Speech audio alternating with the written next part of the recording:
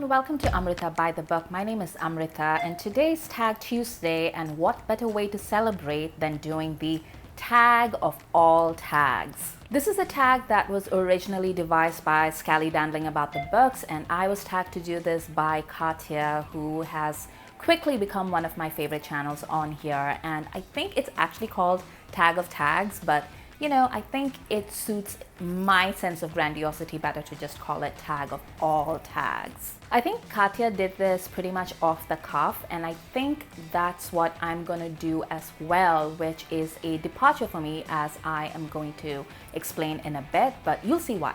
Okay, question 1, tag first. Did you do the Booktube Newbie Tag? If not, what was your first tag? Do you choose to watch Newbie Tags? I did do the Newbie Tag, and I think it's an excellent way to introduce yourself to the community. The questions themselves are a little bit difficult now that I'm a few months into this, and I look back on it and I'm kind of, you know, I haven't gone back and watched it, and I mean, I don't know if I ever will. When I look at like my older videos, it's just so, like, you know, like my aesthetic keeps developing the more that I do this. So when I go back and I watch the older ones, I'm a little bit like, oh yeah, like that's why I changed that. But anyway, coming back to the Booktube tag, yes, I do watch Newbie Tags every so often. At least like once a month, I'll just search for the term, see who's joined, and then just, you know, subscribe or say hello or watch a couple of other videos if they've done that. Because that's what I did. I didn't start out with the tag. I actually posted a couple of videos and then I did the tag because that's when I came to know. But even if I had known about the Newbie Tag before I started my channel, I think that was what I would have done.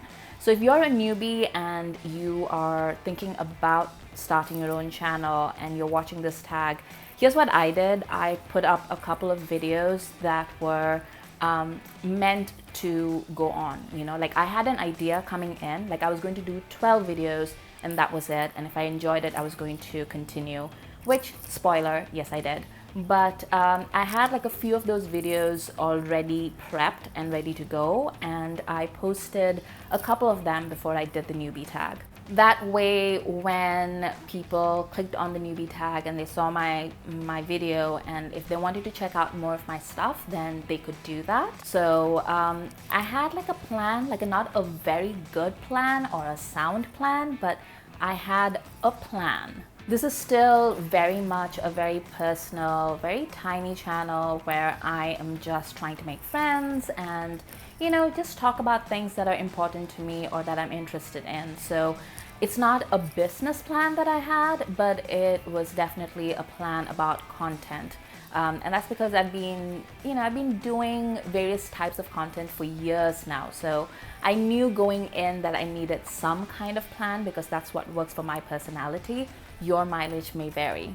But if you are a newbie and you're watching this tag, I highly, highly recommend that you do it because it's a great way to meet people. And the thing about Booktube, unlike I think every other kind of you know, like channel or type of channel that you'll find on YouTube, Booktube is really all about the community, and you will, you know, succeed or fall by the community that you have. So you want to get in there and introduce yourself first off. Question 2, tag emotions. What feelings do tags provoke in you? Tag joy and delight, tag boredom and resentment, tag guilt or anxiety, even tag envy. I don't think I've ever felt tag envy. I don't know what that is supposed to be. Like you see somebody create a great tag like this one and then you feel envy for them. I don't know what that means, but no, I don't think I've ever felt envious about a tag. Definitely felt tag guilt, not tag anxiety. Again, I don't know what I would feel anxious about. I mean, I've already put my face on YouTube, you know, like that was the most anxious thing for me. It was a complete overhaul of digital practices that I had adhered to for about 20 years beforehand. So that was my big step. Everything else was much easier. But tag guilt, yes, because sometimes people will tag me and I'll miss it, or I'll tag people and they'll do it, but I'm not on YouTube every single day. I can't do it and like also have a job and like the other 10 things that I do with my friends. So sometimes I'll miss videos by people whom I've tagged, or I'll only get to them a couple of days later, and then I feel bad because, you know, they're doing something that I asked them to do and then I'm not there cheerleading on the very first day. So that makes me feel bad. I'm never bored or resentful about tags. Like, I don't resent it if people tag me or don't tag me. That's fine. It's entirely up to you. I mean, there's like hundreds and millions of us putting out all this stuff, you know. So yeah, we do need to pick and choose every so often.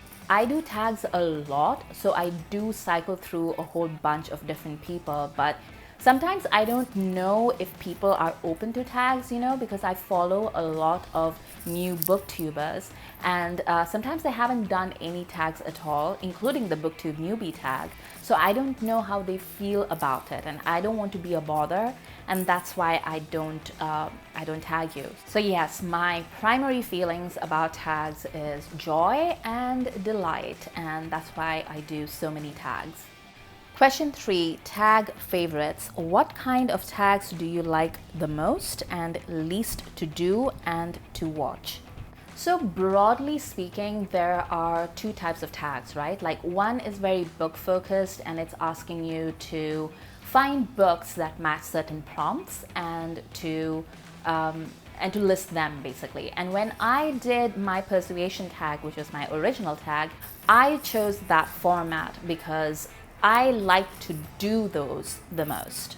I love recommending books. I love matching people up with different kinds of books, and there are so many books that I don't get to discuss. So I thought, like, you know, just putting up those prompts were a great way to sort of broaden the discussion and to get people to talk about books that they normally wouldn't on their channel. And I think the few people that did do that, and it was great to watch and I enjoyed it immensely. But then there is the other kind of tag, which is something like this, you know, like where you are talking about more personal things, you're talking about yourself. It's sort of a self-directed interview almost, and those are some of my favorites to watch because you know, I like vlogs, but sometimes vlogs don't have a direction.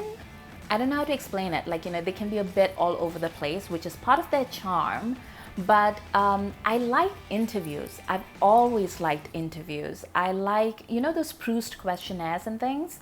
I love them. Those are like so interesting to me. And I feel like the tags that ask more personal questions, such as this one, those are, you know, variants of those, and I love it. I enjoy it so much, and every time that I do them, I try and be as honest as I can. I try and, you know, like go off on like tangents, you know, just in case you feel the same way as I do. There's an element of connection about them that I really enjoy, you know, like especially during the pandemic, you know, like this is a pandemic channel. I began it in 2020 in the midst of a lockdown.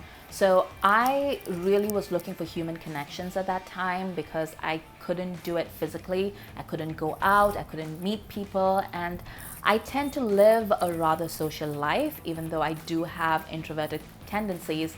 And I really enjoy meeting new people and getting to know them better. So I couldn't do that in real life, so to speak. So this became an avenue for me to do that. So I really like those tags. As for tags I like the least, I think, you know, I was thinking about this because I've never actually sat down and thought about it. So this was a really great question. And I think that is an extension of what I've said before, which is that, you know, why do I subscribe to certain channels? I subscribe because I like the vibe, and that's what makes me keep going back to their channel. And if I don't really care for your vibe, you could do like 700 types of tags. You could put them out every single day. They could be amazing, and I wouldn't care because I don't really care about you, basically. That sounds way more harsh said out loud than it did in my head. So apologies. Number 4, tag style. How do you tag? Do you have a system for keeping track of when you are tagged or tags you plan to do? Do you prepare to do tags or just wing it? I do have a system. It's a very analog, very silly system in that, if you tag me, then I will put in the info in my I have this master document of ideas and talking points and things that I want to do in the near future, and I just sort of delete things that I've done already, and I just keep a running list of things that I plan to do or I want to do, and I put in the tags in there as well. As for how I tag people, it's a little bit more complicated, because there are a couple of people that I know just like tags, same as me, and would be willing to do all the tags all the time. But I don't want to abuse my power, even though I know that they would enjoy it. So I try not to tag them or I try to tag them only every other tag video or so. And I always have their information in the back of my head. The other people, what I do is that I wait if I haven't tagged anyone for like a couple of weeks at least before I tag them again. It's not a very good way, and even as I'm saying this, my head is going like, spreadsheets. And you're right, I should keep spreadsheets. That would be a more efficient way of doing it. I feel like Rosie would have done that already. I have not done anything formal, but I think I will have to as the number of channels that I'm subscribed to keeps growing and I keep meeting new people, and I generally use my tags in order to introduce my audience to new channels. So it's not really that I'm trying to make you do things. It's more, like check out these channels. I think they're great. As for preparation, this is winging it. If it's a book listicle kind of a tag, then yes, I will do my preparation. If it is a more personal kind of tag like this one, then I'll go through the questions at least once so that I've read them before and I know what they are. But I don't really prepare as such, like I don't take notes. Whereas if I am recommending books, then I do make notes because there are specific reasons why I'm recommending those books and how they fit into the prompt. So I do need notes for that. But otherwise, if it's just something like this, then I do wing it. And I feel like you can tell, I'm a little bit disorganized in the head when I wing it. And I feel like people can tell, or at least I can tell. So I don't know. Number 5, tag memories. Of the tags you have watched, done, or created, which have stuck in your memory? Are there any you would like to revisit or revive? There are tons actually. I really like the DNF tag. It really started a bunch of conversations, and I know like a lot of my friends really got into it on and off Booktube, so that was fun. I really like the try a chapter vlog. I thought that was a great way to go through your TBR list and edit and trim, and it made me do something new, which was record vlogs. I did not enjoy the process whatsoever, but I do feel like it was fun, like it wasn't bad. And I liked the thing about trying a chapter, and I think I do want to revive that. Like I want to do that again at some point. I liked the mid-year tag, the mid-year freak out, because it was a way for me to just talk about all the best things, like I don't particularly enjoy ranting, which is weird because if you're told like an 18-year-old me, like that's who you're going to become in your 30s, I would have been like, what?